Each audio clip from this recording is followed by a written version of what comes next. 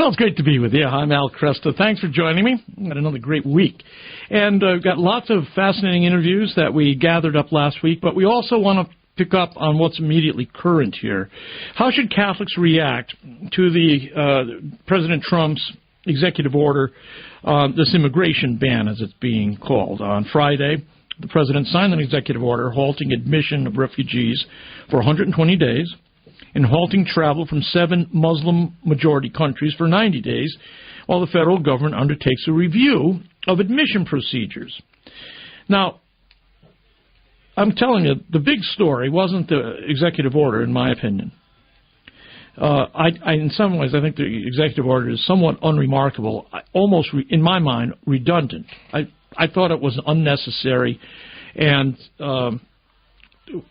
would have preferred if the president hadn't done it, because I think it's empowering his enemies at a time where he doesn't need that.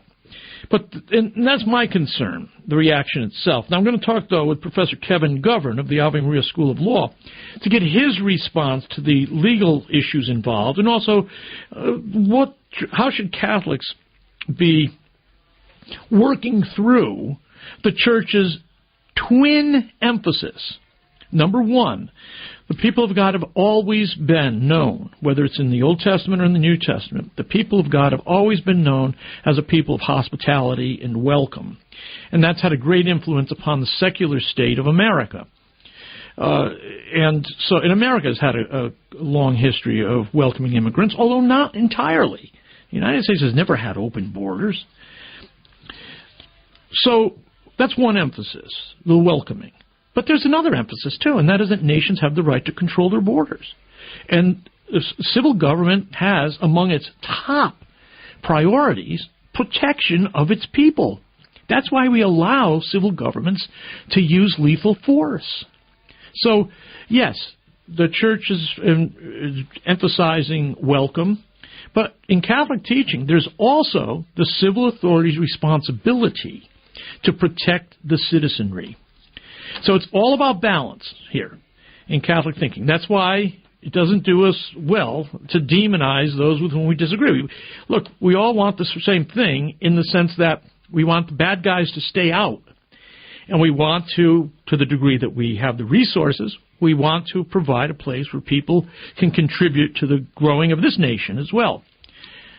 So it doesn't do for us to find those with whom we disagree as morally depraved. We simply disagree about where to draw the line. However, the opponents of the president aren't seeing it that way. They're seeing this as though it were crystal knocked, for heaven's sake, and that it is not. We're going to talk about this with Kevin Govern of the Ave Maria School of Law. How should Catholics react to the immigration ban? In the second hour, I'll take up the topic myself with a commentary. I'll be spending some time talking about the news of the weekend. And it wasn't the immigration ban. It was the reaction to it. I want to make it clear that I thought the ban at this moment was unnecessary. I think there's enough vetting going on. But having said that, I don't think it was significant enough to warrant the reaction that it got. I happen to think that much of what is being ordered in that executive order is somewhat redundant. But look, the president, this is a case where I say the president has access to more information than I do.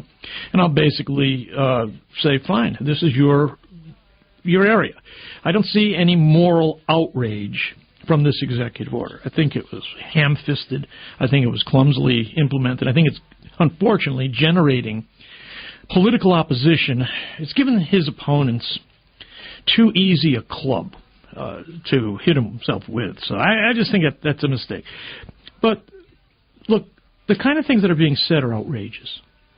Here, from Chris Murphy of Connecticut, shows the picture of a tragic picture of a Syrian boy dead on a beach. And then tweets, don't ever lecture me again, or text, don't ever lecture me again on American moral leadership if you choose to be silent today. What kind of argument is that? It's the argument from pity. It's not a very good argument at all. It's pure sentimentality. Loving that boy tells us nothing about the value of the ban. I mean, what you could do is you could pull out pictures of those who were murdered by those Muslim jihadists in Santa Barbara. And you could pull out pictures of those people, show them bloody and decapitated, and then write and say, don't ever lecture me again on moral leadership if you choose not to support the ban. What kind of argument would that be? It'd be the same thing. It'd be an argument from pity, and it really tells us nothing of whether the ban would stop those kind of events. This is the problem with so much of the discourse surrounding gun control. We see these wicked, terrible pictures, and then there's all this talk about controlling guns. Well, the question we always have to ask is, what legislation would you put in place that would actually end that kind of tragedy?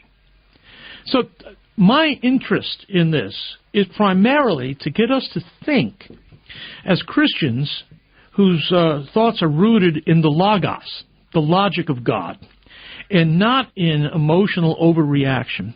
This is not Kristallnacht going on this weekend. President Trump is not a new Hitler. And so if you need to feel that that's the case, you might want to examine your conscience. There may be other areas of your moral life that you're compensating for.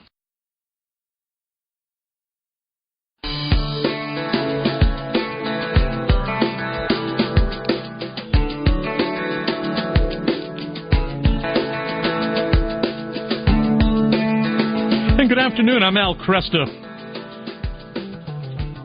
The President signed a number of executive orders last week, and there is a little bit of irony in this, and that many of us were complaining about the number of executive orders signed by President Obama, and Mr. Trump starts out very strong with executive orders.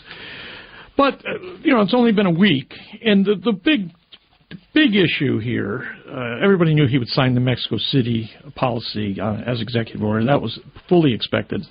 This executive order on refugees is a little bit different story, because in my mind, it's questionable whether anything like this was necessary. In fact, let me say very clearly that I thought it was unnecessary. We already have extreme vetting for anyone who wants to enter as a refugee. We have one of the most rigorous vetting systems out there. There are multiple exhaustive interviews by intelligence and law enforcement officials. We do research of family, friends, employers. We even examine the entire social media footprint. And if there's any doubt about the person's fitness to enter the United States, then application is very quickly rejected. The process usually takes about 2 years. Now, this is the way I understand it. If that's not the case, then fine, we should tighten it up. But right now, that's how I understand it. So I didn't think the executive order was necessary. But I don't think it's the coming of Kristallnacht, for heaven's sake. And the big news over the weekend for me was not the immigration ban, but the reaction to it. I mean, the American Civil Liberties Union raised more money online this weekend than it normally gets in a year. Chuck Schumer, of New York, says, quote, he waxes poetic here, tears are running down the cheeks of the Statue of Liberty tonight as a grand tradition of America. Welcoming immigrants, that's existed since America was founded. That's being stomped upon. And then he shed a tear. I think this is hysteria, and I think it's politically driven, not policy driven. So I'm in an odd position here. I didn't think the executive order was necessary. And I think it's probably creating more trouble than it's worth. Nevertheless, I think that it's being used by the opponents of the president as a way of dividing the American people. And when I landed in Detroit Metro yesterday afternoon, I was held up for 2 hours, not by immigration authorities, but by protesters who seemed to think that they could hold the rest of the airport hostage by interfering with traffic. And we didn't have, let me tell you, there were not legions of people being unlawfully detained. Of the tens of thousands of people who entered the United States, 109 were apparently detained, and those, according to the Trump administration, had been released by Monday morning. And yet you have CNN running a headline like this: Trump bans 134 million from the United States. The Huffington Post puts the Statue of Liberty on its head. So let's just talk over it's the hysteria that gets to me. Look, the order, as I understand it, temporarily halts refugee admissions for just 120 days in order to improve the vetting process. And then it caps refugee admissions at about 50,000 a year.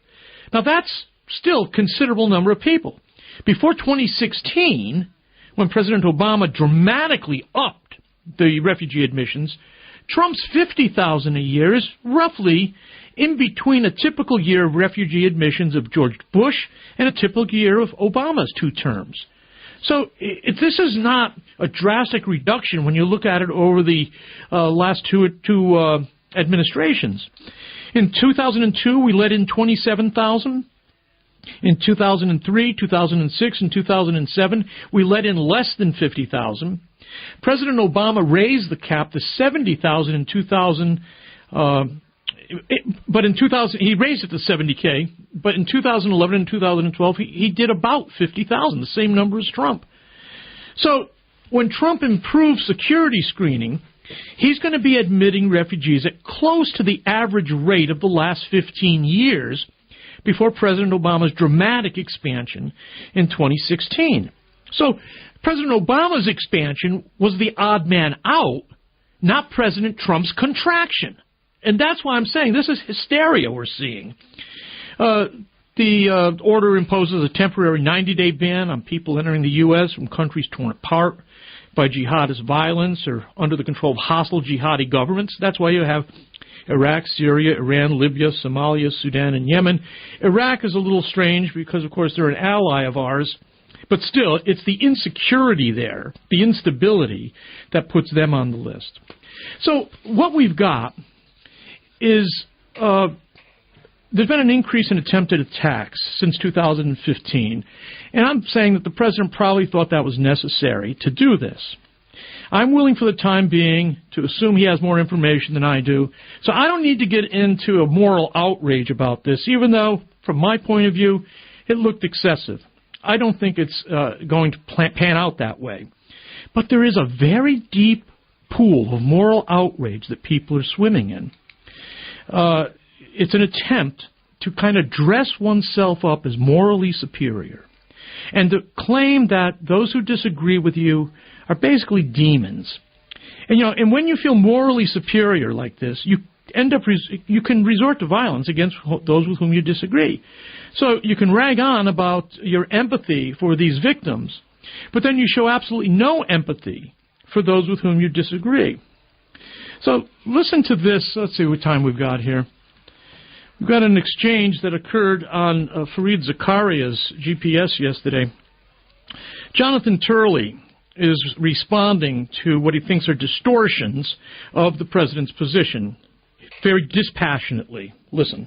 First of all, putting the passions aside, there's plenty of reasons to object to this order on policy humanitarian grounds. It's not necessary to pretend it's something it's not, or to suggest that our host or that the earlier speaker would not be allowed in the country. I see no evidence to suggest that that would be true. I think if you want to oppose this, you need to oppose it for what it is.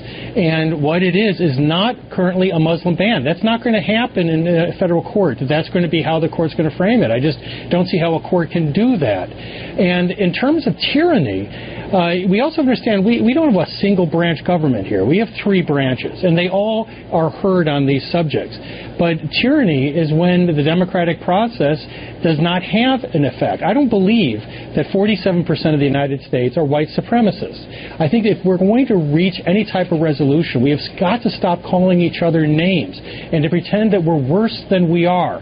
There are people on the other side that support this who are not white supremacists. In my view, they're wrong to support it. But the way to convince them is not to suggest that they're all white supremacists or that this is a Muslim ban. It is not. Now, Turley is professor of law, constitutional law at George Washington University, disagrees with the ban, but is not in moral hysteria about it. Listen to Arula Jibril, a Palestinian foreign policy analyst who jumped in, stepping on his words. Now, I agree that this is a Muslim ban, sir. It is a Muslim ban.